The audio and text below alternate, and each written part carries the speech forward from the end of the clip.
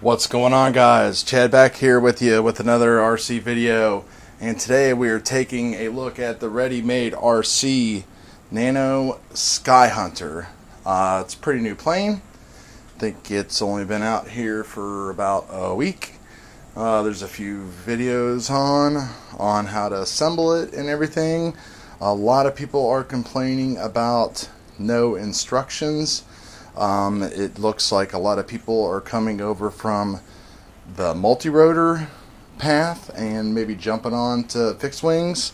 So I figured I would make a quick video just to show you guys a little bit of give you guys a little bit of advice on when it comes to assembling fixed wings and getting them running. First of all, I use welder glue. Takes a little bit longer to cure. It's a tacky type of a glue, so what you basically have to do is put glue on both sides of the parts that you're trying to glue together and press them together and rub them both side by side, and then pull them apart and just let it sit for a couple minutes. Then go back in and tack everything together. That's the first tip. The second tip is whenever you are putting certain items together, for example,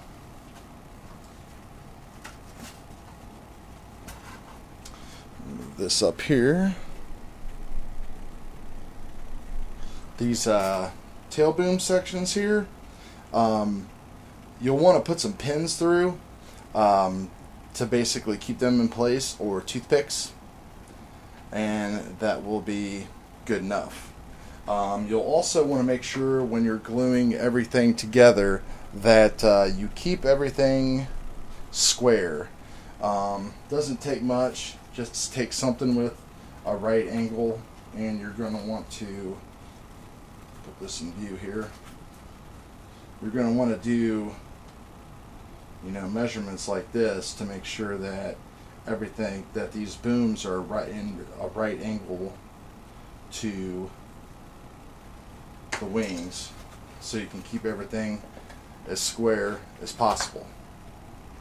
So this is the FPV version, which comes with the little cricket cam, and basically it just screws on the side there. It's pre-wired with a regulator and a JST connector, and if we look at the fuselage, there is actually already a JST connector in there along with the XT60. So it comes with ESC that can run on 3S or 4S. I'm going to be running the recommended setup, which is 3S 1300. I've got some Glacier batteries laying around that I'm going to use. So the most important thing when you're doing these type of aircraft is going to be your center of gravity. So let me pull the Osmo back here a little bit, give you a wider angle of my messy workbench.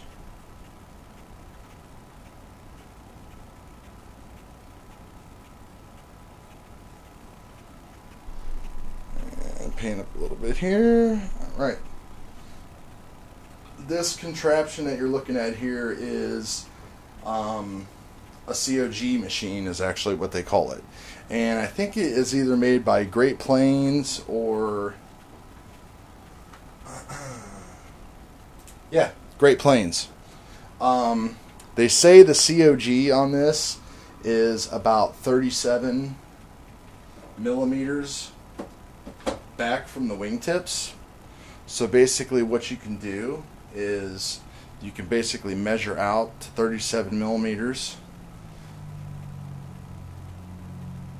These snap on the top, and everything just kind of floats there once you get it set up. If we take a look at the actual wing halves,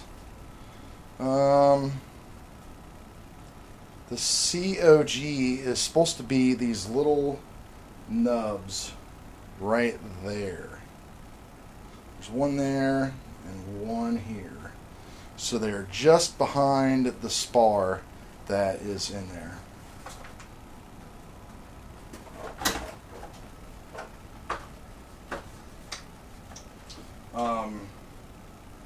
Basically, the ESC is already in there. You can see it in there. I've put it in there, as well as I am running a FrSky X4R 4-channel receiver. You only need 3 channels. The servos and everything come pre-installed. It comes with a Y cable for your ailerons. And basically what that is going to do is automatically set up, so in your Taranis, all you have to do is just configure a regular aileron channel, and when you press left and right, they're going to move opposite and independently already. You might have to reverse the channels though. I'll show you that here. Why don't we just go ahead and show you that right now. Welcome to FrSky Taranis. Switch warning. So when you bind everything up, basically what you're going to do is just set up a regular 3-channel model.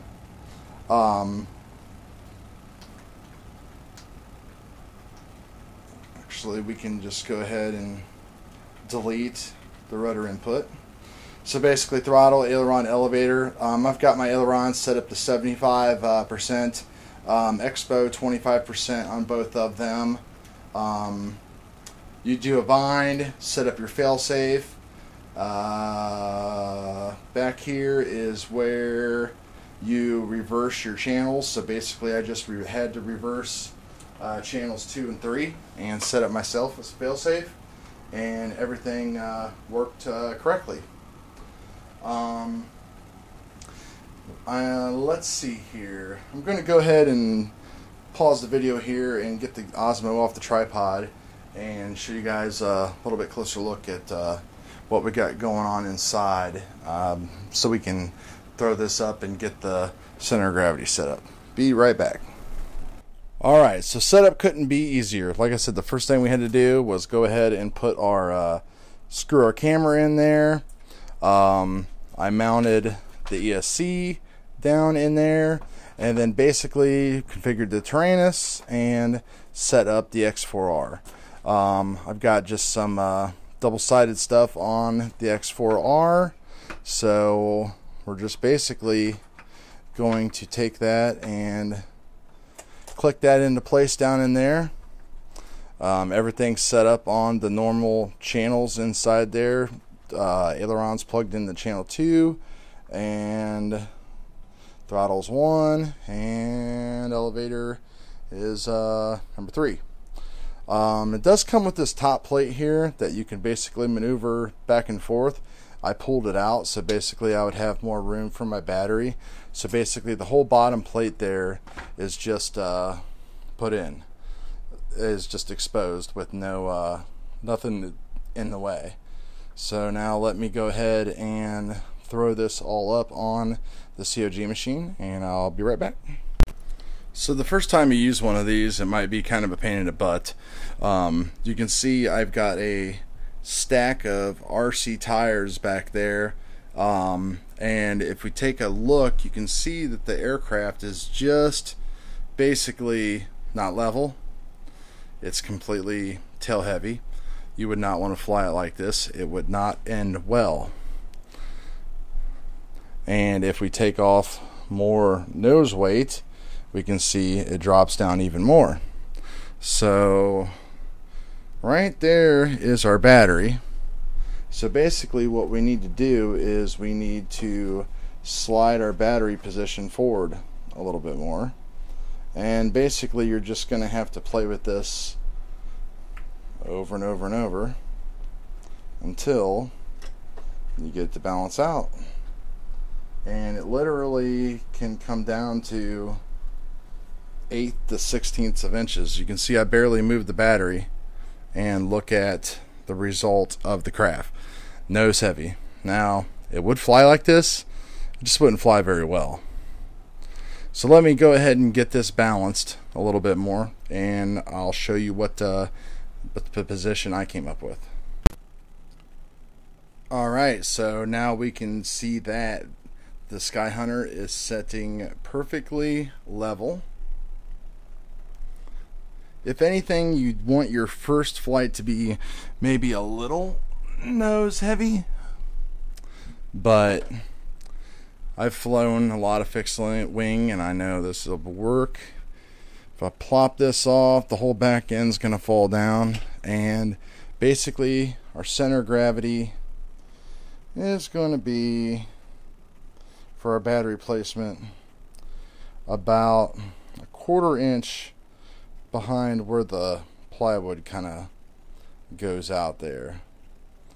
So, and balance tab and everything like that is going to be in the front.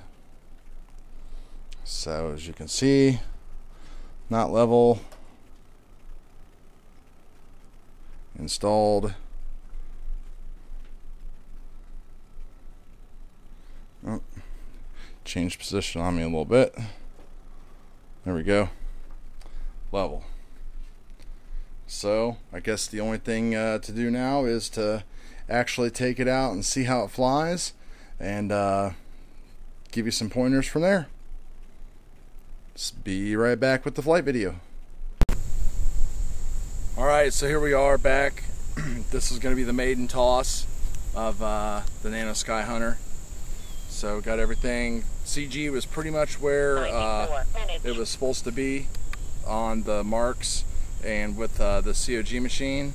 So should be pretty uneventful. There's a little bit of wind out right now, so gonna try to get it up there and do a few low passes.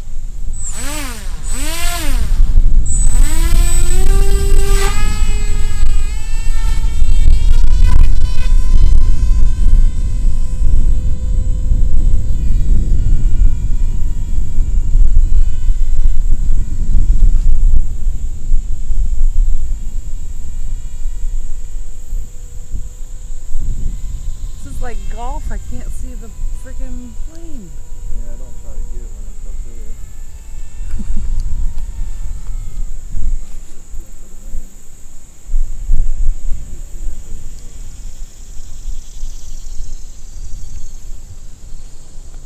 So it's pretty bumpy. Hard to trim it out.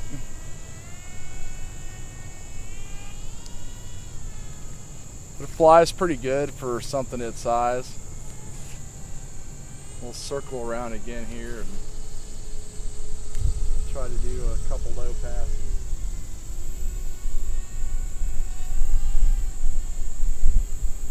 Not giving it very much throttle at all.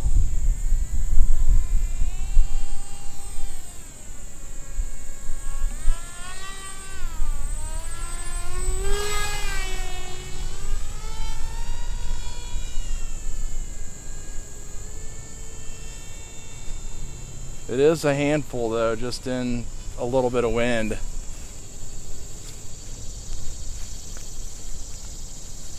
See if I can make this pass any better going with the wind. Oh, no, it can't get down.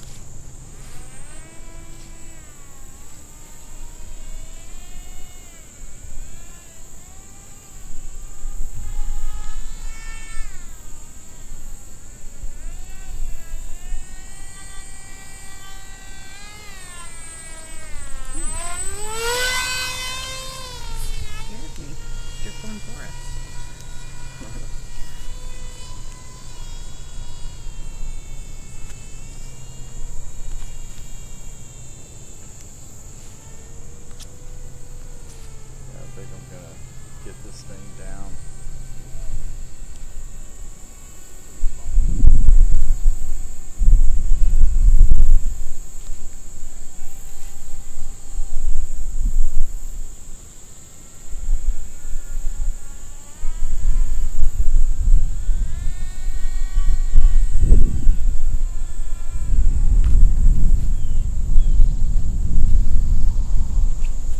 Good landing. So all in all, that's not that bad. For 400 grams, 425 grams. One. Just gets tossed around a lot up in the wind, so this is going to be definitely a evening flyer, unless you want to fight it the whole time. So that's it. We'll see you back on the bench.